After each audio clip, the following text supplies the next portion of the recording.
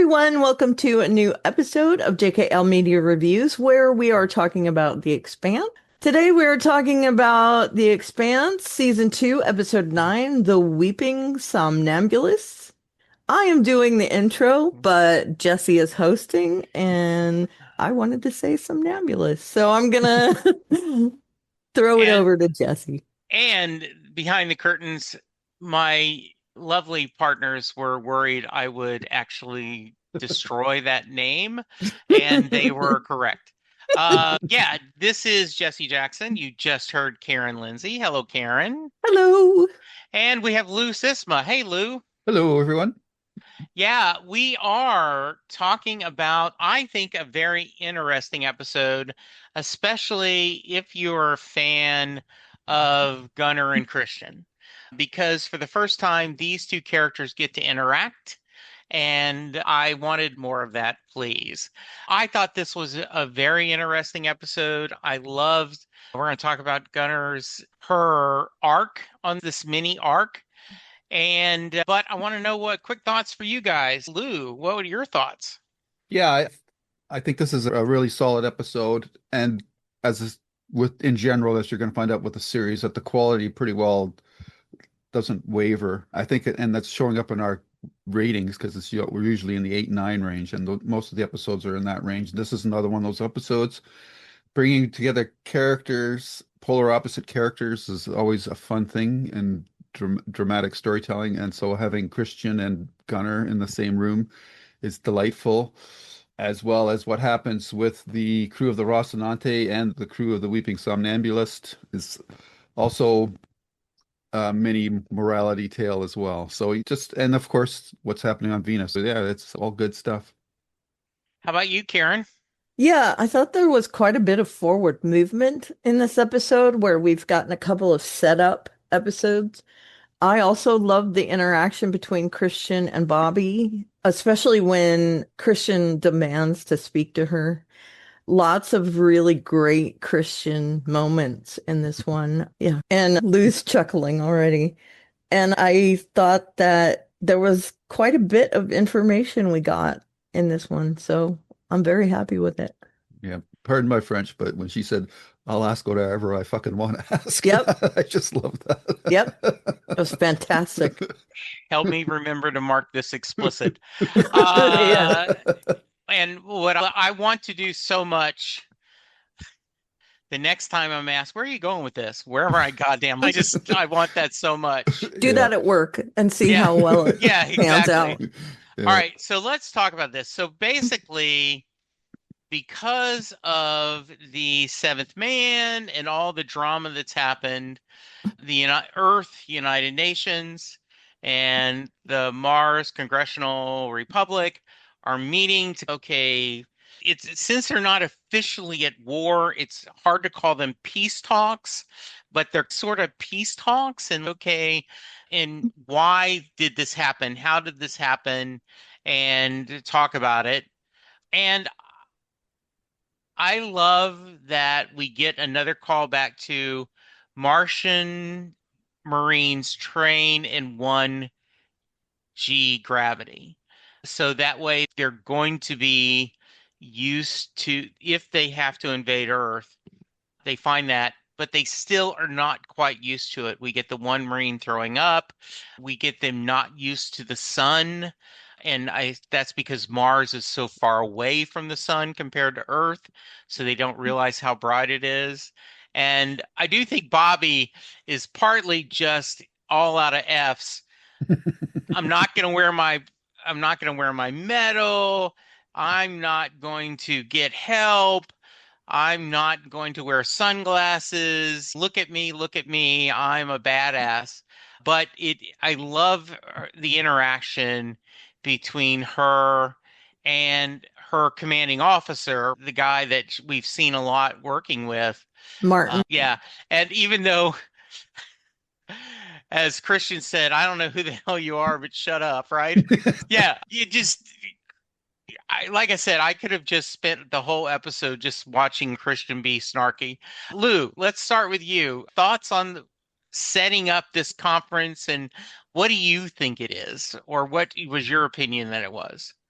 It's obviously a power play between the two parties. But outside of the political stuff, I just loved how they drove home how the things that we take for granted, the outdoors, the sun, our gravity, those are real hardships for off-planet people. And even somebody as hardy as Bobbie is struggling with, I think for her, probably the biggest thing was just the openness of the world. Like when she kept on looking out her windows and she's trying to acclimatize herself to that openness with all the sky. And she was talking about the water. Has she ever seen the ocean? Or has that person ever seen the ocean? She's just trying to wrap her head around the vastness of it all. And I think as much as she might despise, or Martians might despise Earth, I think there's this undeniable racial genetic link to everybody that when they come back to Earth, whether they want to admit it to themselves or not, that they realize that this is the cradle of mankind. So I really love it from that perspective. And she's Bobbie especially, she's really struggling with telling the story that they want her to tell. And Christian picks up on it right away. The interplay between the Earthers and the Mars delegates was very interesting. They're obviously both jockeying for position and leverage. And Aaron Wright has that call to the president and says, squeeze them for everything that you can get out of them. And it's to take the real world situation right now. It's like Trump is proclaiming all these conditions, and the Iranians are coming back and saying, "No, these are the conditions." So it's very much aping real world events. So I just thought it was really well done, and obviously the scene was set up to allow Christian to really flex her muscles as a power player and as somebody who can manipulate people, and oftentimes she does it in the most blunt way possible. So I really appreciated all of that.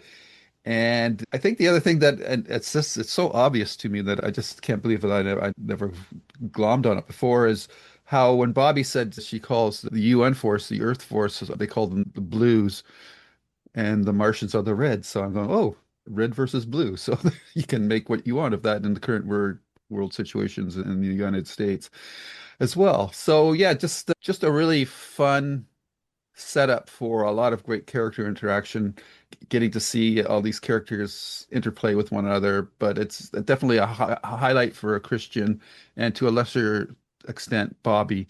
And Christian sees something in Bobbie that she really, maybe she respects it, or I think she also sees something that she can use as a leverage to help whatever she wants to do going forward. Karen? Yeah, to build on that real quick, I think Kristen also sees her son in Bobbie. Oh, Ooh, I good, hadn't good thought of call. that, but yeah, that's a really nice call. Yeah. Yeah, she does draw that similarity. Would you have served even if you didn't have to? And Bobbie, without hesitation, it's yes. And I feel like that kind of echoes the feeling she had about her son. I think it's interesting what we learned about this. Now, imagine you're going to space against your will. We talked about Project Hail Mary before this happened. You would feel like you are gonna fall through space any minute, right? Because it's so open. And I can't imagine what it felt like to our Mars force, the ones that had never been on Earth, when they have this open sky above them. It had to be disconcerting because knowing about it and experiencing it are two different things. And we see that with them several times. Even though they train in 1G, they still had problems when they first walked out of their transport. They all stumbled a little bit. The guy throws up, the sunglasses. I also, I just want sorry, Kara, I just want to point out, yeah, not all those people were Marines. Some of them were just government officials. Yeah. so they didn't train in Right. 1G or Yeah. whatever. But even Bobbie, there was a tiny stumble there. Yeah. Also, Martin's, he says before they exit their transport, look straight ahead, don't gawk, don't show weakness. And Bobbie took that to the extreme with, hey, I'm not going to wear glasses. I'm going to be just like you Earthers. I'm going to be proud to be here on Earth. And everyone else was, they showed that Mars is different from Earth and they're different. She wanted to be equals. And there's a lot that she communicates without coming out. We also talked about one of the actresses from Project Hail Mary, and there's a very similar vibe with her as well, being very understated and serious. And I'm sorry I brought that movie up twice. But anyway, All right. she is the epitome of a soldier.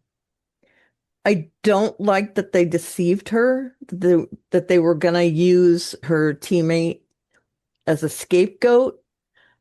I do think she was following the company line, as it were, saying that they had fired first or going with the party line. And she was, I think she could be a really good match for Christian head to head, but she's a little intimidated at the moment because she wasn't really prepared. She was thrown for a loop. She doesn't show it though. And I love that. I love that she doesn't want to wear her pin, her Purple Heart. Quick fact about Purple Hearts. I don't know if you guys know this, but they made so many before, was it World War One when they made them, that we're still giving those same medals out. We Oh, haven't wow, really? we haven't lost enough soldiers to use them all up, which I mean that's saying something. Sure Or tell they never do. had enough hurt. I'm wondering, is that one from before that war or have they reprinted? It's something that it's one of those facts that comes up every time I see one.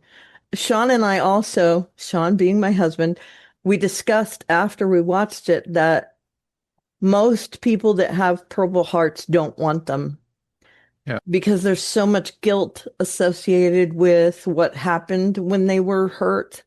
Most of them have lost people they Companions. were Yeah. close to, correct? It's And almost become so, like a storytelling cliche to, yeah, you yeah, know, definitely. But I think this was told in such a great way that she doesn't want it. She definitely has survivor's guilt, but and also very angry about what happened. That just reminds her of what they went through on Ganymede. I loved Christian in the ceremony, and I yelled something out during these negotiations. They take a moment of silence, and Aaron Wright barely gives 5 seconds before he interjects. And I said, and since we're already marking this as explicit, I said, what a dick, really loud even and Christian was upset. upset Yeah, because yeah, probably because of her son. yeah, definitely. She has a respect for people who serve. Yeah. That's very apparent. And it wasn't just that, it was there were UN forces that were lost too. Him having that level of disrespect was just heinous. I hate him more every episode. So that was a highlight for me. We got to see so much about these characters without them coming out and telling us this about those characters. And I loved her when she uses the mirror and then she makes it into a window and she wants to see out, but she doesn't really want to see out. And it was also interesting to see how they're portraying what the Earth looks like now with this all the smoke and it just not being the paradise of what people think Martians and Belters think about Earth. Yeah, I like when they mentioned the ocean actually stunk and it was dirty. Though if you are not used to, even if it's a beach smells a different way, even if it's a clean beach, right? You have that all the different aroma. Yeah, it brought me, yes, I did see that this was very disrespectful. Also brought me a funny moment after 9/11. There was a nationwide moment of silence on the radio, and the sports station that I listened to was going to do it, and George, one of the morning hosts, got the time wrong or misunderstood. And so you hear the announcer guy, and now then Casey, the tickets, joins with the radio stations across the country and a moment of silence. Paul, and we have Paul, he thought they were taking calls. And Yeah. so they play that all the time, and he is incredibly embarrassed. But okay, now we're going to do the moment of silence. I also think anytime there's a moment of silence, does someone have a stopwatch and go, okay, Mm. let's make sure we get a full 60 seconds? Or it's because, as anyone who's worked in a call center knows, like 60 seconds of silence is a It's a long long time. time. Yep. Yeah. I loved this interaction because both sides are just trying, that they are not looking for the truth. They are both just trying to manipulate this. Earth is trying to get as much as they can from Mars. Mars is going, okay, we don't want a war right now, but we want to give as least as we can. So there's this dynamic back and forth. And Bobbie as a pawn in this game, and when the captain says, look, she's like, why did you not tell me they were going to use him as a scapegoat? And Martins goes, if he stops a war, his death, while tragic, and this is my words, not his, he'll be a hero. And so Bobbie is tempted when Christian is grilling her to say there was a person without she actually does slip out, there's someone, not a suit. But the idea of this was, they were running away. They were doing this, and we've got a bigger problem. But she ends up going with the company line.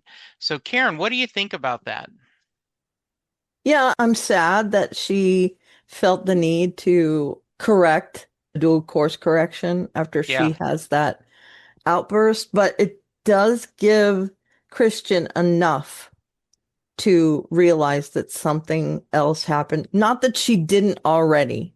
I think she already knows there's a lot more to this than what has been said, but it does show that Christian is seeing what she thinks coming coming out. I also enjoyed the scene with her and Cotillard when they're talking to Aaron Wright, and they're saying we should have gotten stuff from Venus by now, and Aaron Wright is definitely holding things back, but she's got the inside man. She always is one step ahead, but she doesn't let that show.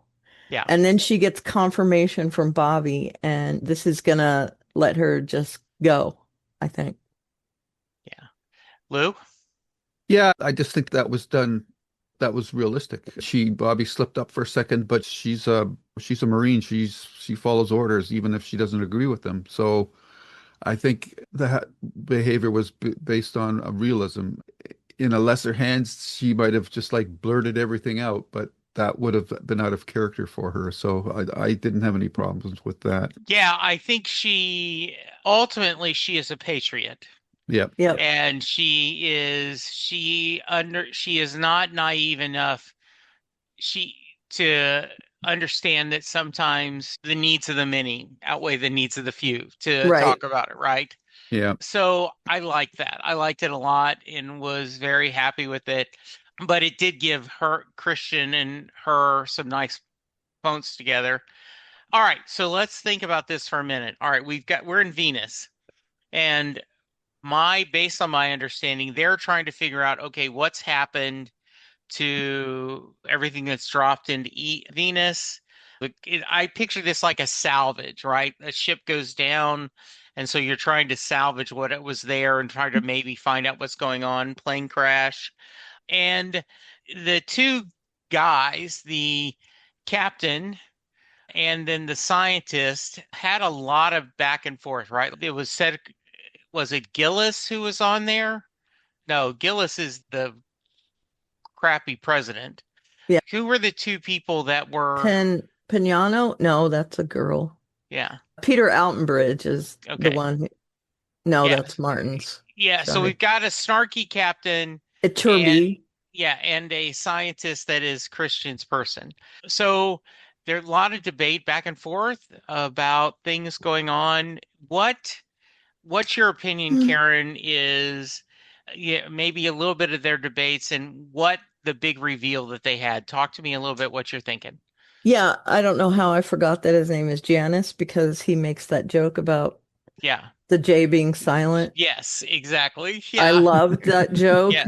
Yeah. I also really Ted Whittle, who plays a Turby. As I said, he plays a really great character in Schitt's Creek, but I've seen him in other Canadian television shows. And the other actor who plays Janice has been in quite a few Canadian productions as well. That's almost everybody on this show. So yeah, I'm not a fan of Janice. But I do think that we need him in order to show how earnest Iturbi is. He is definitely a scientist, but also a very optimistic scientist. He wants to believe in the power of the universe. They have that discussion about life on Earth, which is something I ascribe to as well. It would be idiotic to believe that there isn't life somewhere else Mhm. in our universe because it's infinite, and the fact it would be less probable to have no other life in the universe than to have some other life in the universe. Now, mind you, the also the probability of crossing paths with another life form is just as improbable, right? So that conversation was something that also sparked a conversation between my husband and I, who have the same feelings about it, mind you. But talking about stuff like that always makes me feel a little smart. I don't know why. I feel like that's a no-brainer and a very sciencey point of view, and not like we're divine species because we're the only life in the entire universe. That's just dumb, I feel. But I really enjoy his earnestness, his want to find the truth, the fact that he communicates that information to Christian. I loved the joking around he did with his co-mate, Mhm. whatever they are, shipmate, and his interactions with Janice. Janice is definitely that kind of straightforward. If I haven't seen it, I can't believe in it. You get that kind of brushing up against each other that is a very essential part of show, not tell. If you don't have that, it's difficult to communicate a person's character. So I think he's important. I'm not a fan of him, but I think it's important to have him there. And the reveal that there's a crater on Venus and all that, I'm guessing they're thinking of it as a fact-finding mission because a moon falling into a planet or hitting a planet is going to be significant. So Eros crashing into Venus might have ramifications for Earth because that's a big deal. It could be throwing off Venus's orbit. It could have a lot of things happen.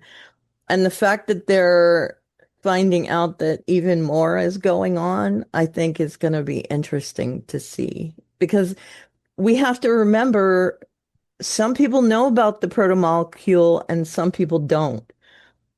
So, what are they thinking about what's going on? You have to put yourself in their place. What do they know? How much do they know?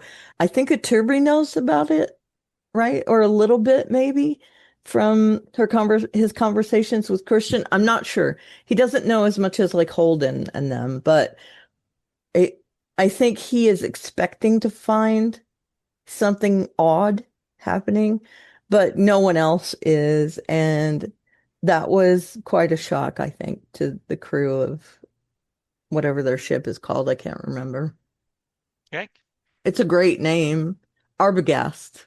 Anyway, Yeah, it was hard for me to keep track of who's like these new ships, which ones are from which fraction. Thoughts about Venus, Lou?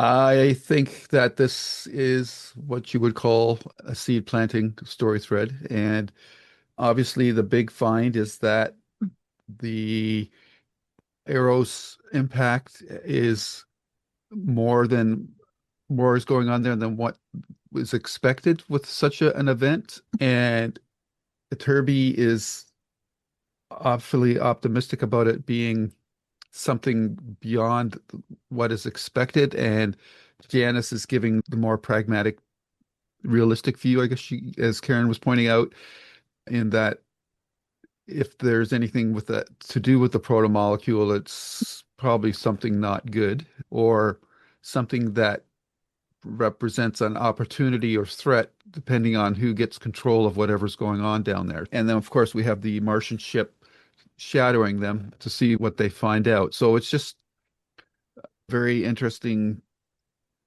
plot development. And as Karen was pointing out with his Iturbi's optimism, I always think back to because they had that formula about whether or not intelligent civilizations Yeah. would exist elsewhere in the universe. I always think about one of my favorite movies is Contact with Jodie Foster. I always think about the scene between her younger version of herself and David Morris, who plays her father. And he, as the father, says, if it's empty, it's an awful waste of space. So I think that's just a simple line, but I think it says a lot. And Turby is mirroring that thought in this particular episode, anyhow. And from a more pragmatic point of view, as Karen pointed out as well, Christian has Turby as her inside man. And so she's quite aware of what's going on. What we don't know is who is on the Martian side of the equation and who's pulling the strings on that. By the way, the Drake equation is real. Yep. We have updated it in the last couple of years to include dark matter. And apparently the results vary between 20 to 50 million civilizations. Yeah. I think at one time, I do believe that even the original Star Trek series used that formula for as proof of concept for whether or not there was a possibility of intelligent life elsewhere in the universe. Yeah. Also, the book Contact is amazing by Sagan, Yep. but I think the movie is underrated. Billions and billions of Billions stars. and billions of stars. Yeah. I thought Yep. it died too soon. Yes, for sure. Yeah, I absolutely love I remember reading the book and loving the film. So good stuff. All right, so we're gonna come back to Venus later. It sounds like that's going to be an important storyline. We kick off with, once again, a new ship and new characters. And we go, damn it, at least for me, another new ship? I don't have a scorecard ready for this. What's going on? I will admit that as I was watching this, I go, those pirates sound familiar. So I wasn't totally going when they reveal. I'm like, oh, okay. And I didn't like how this story ended up going down. I just I really felt for these people that were just trying to get help. And they're like, yes, we know there's a bribe. We just know that's the cost of doing business. And Amos and Holden, especially Holden, no, we have to protect you. And you end up hurting someone you were trying to protect. And, her just screaming at him, get off our ship, get off our ship. Let's start with you, Karen. Thoughts on this actual sequence of this people going to help and how it all goes to hell in a handbasket? Yeah, I had no idea it was going to be Holden and Amos. So that was a nice little surprise for me. I wasn't like, oh my God. I was just surprised it was them. Yeah. I like that they recognize him. That means how far his Yes. message proliferated. And it also tells us that they're belters. And I liked how they weren't optimistic, but they were also wanting to give help to Ganymede. I liked those characters. I was upset when the husband was killed. and how distraught the wife was. I think her acting was really great. And I'm sad to see how that turned out. I I'm hoping that aid gets to the people that need it. If I were her, though, I think I would just take off. To be fair, I do. I think it's interesting that it's called the crying sleepwalker, weeping somnambulist, by the way. I'm sure most people know that's what it means. It ends up with her weeping and assuming she's going to be sleepwalking through life now that she's lost her soulmate. At least that's what I take from it. And we've talked about how Holden is having to harden a bit. And now here's another mark on his soul that through their actions, this man was killed. And that can't be good for him, but I also think that it's something that probably needed to happen in order for him to continue with the stuff that they're doing, if that makes sense.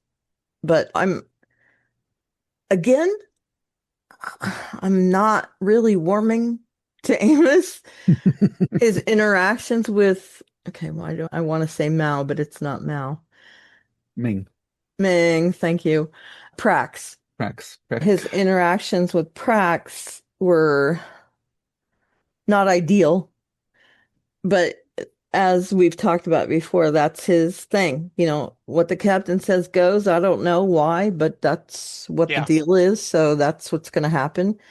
And Prax presses, and they end up having to tell him what's going on. Now, they're trying to figure out why his daughter was taken, and now Prax knows more. He's more in the loop, and I think that's a good thing. I also liked Naomi's interaction with the crew of the Somnambulists, and she also has a talk with Prax. She is being she's getting emotional with some of these things. The woman from the Somnambulist calls her a derogatory term, right? And she is on the same side. Naomi is seeing that she has changed from that idealist that she was, and people see her in a different light. A lot of things happened there, and it was heart-wrenching to see at the end what had happened with the husband. Luke. Yeah, this is what I love about this series is they don't do black and white characters. This is very subtle shades of gray here, Except and for Amos, except for Amos, but we'll see how he evolves. But at least so far.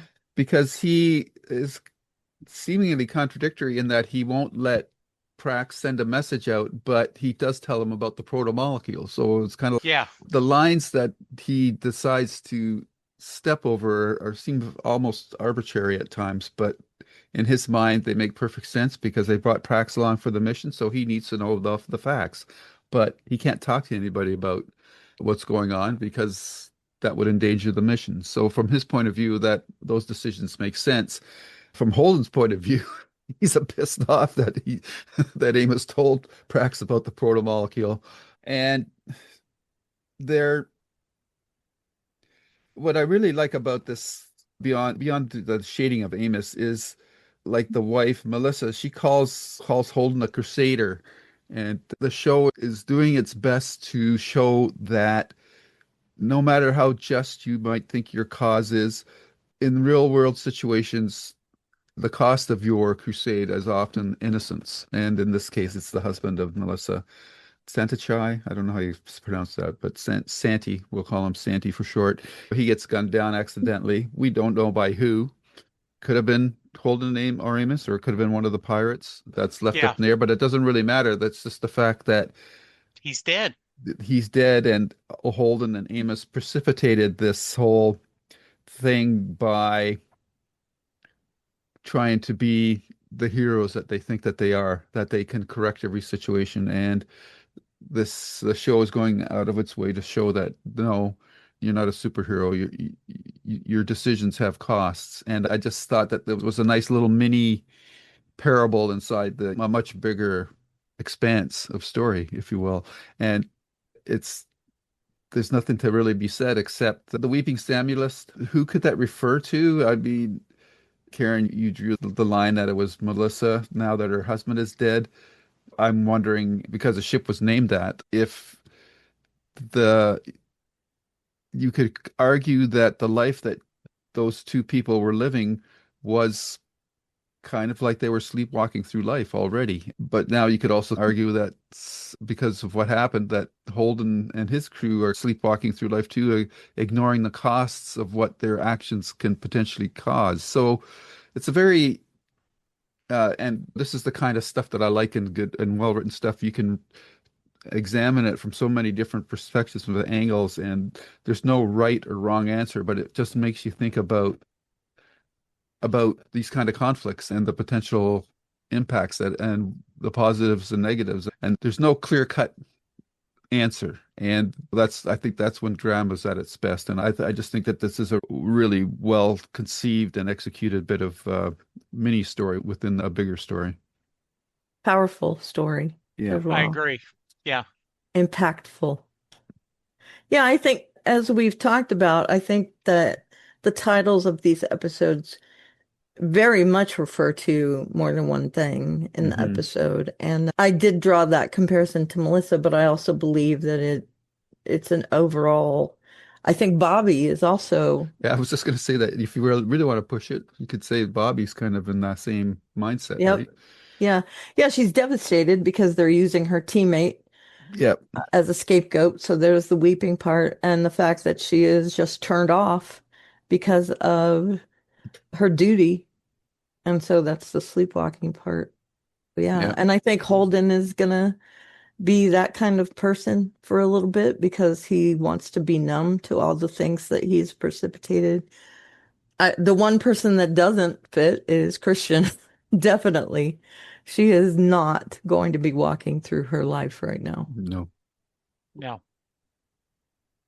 All right. Anything else we need to talk about on this one? Did we cover everything? I think we did. I believe we have. Yep. Yeah, All I right, think good. so. All right. Ratings. Karen? I'm gonna give it 8.75 Purple Hearts. I was Ah, gonna say 9. I'm not sure. So I'm gonna hedge my bets on 8.75. nice. Lou? I'm gonna give it 8.5 layers of storytelling. Yep. There's at least that much going on. Yeah. And I'm gonna go 8.5 sunglasses. There Nice. you go. I was thinking Uh, of puking, but then I thought, no, never Yeah, mind. vomiting yeah, crew members. That was one of the ones I was thinking of. Yeah. Drake equations.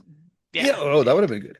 yeah, that would have been. Yeah, just another great episode. I'm so glad we're re-watching this series. It makes me very happy. Karen, if someone wants to give us feedback and or reach you or both, how can they? Well, they can email us at jklmediareviews@gmail.com. You can find me on social media. Again, I'm pretty silent there, but I'm at Aliveria on most social media sites, and my blog is alliesstuff.com. Lou? You can find me at this YouTube channel, JKL Media Reviews, where we're obviously doing The Expanse, and we're waiting for Severance and Pluribus to come back. And in the meantime, we'll be doing more one-offs. So hopefully, maybe Hail Mary, because we mentioned it a couple of times, and we've both all read the book, and two of us have seen the movie. I'm the outlier in that respect, so I need to get off my ass and get out of the house.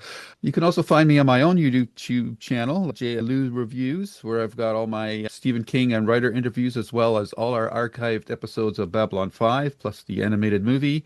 And on the social medias, you can find me at Lou W. Sytsma, Sytsma.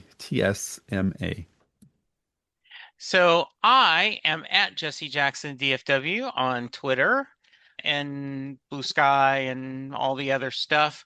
I am not being as quiet on social media. I'm I'm shouting into the darkness, trying to light a candle during this. As we're recording this, Bruce Springsteen has performed twice.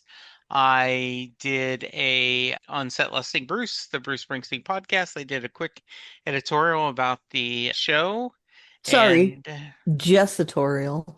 yes, I did. Thank you. So I'm excited about seeing that. I am less than a month away from seeing him in Austin and then in Atlanta, and then Karen and I get to meet in person for the first time. Yay, yay, I can't wait. So yeah, please check out the other podcast if you would, please. It would make me very happy. All right, I think that is it. We will be back next week to talk more The Expanse. So 10, Cascade. Ooh, nice. So, everyone, thank you so much for being part of this journey with us. We appreciate you. You are all so wonderful, and we will talk to you next week. Goodbye. Bye-bye. Bye. And scene. The proceeding has been a JKL Media production.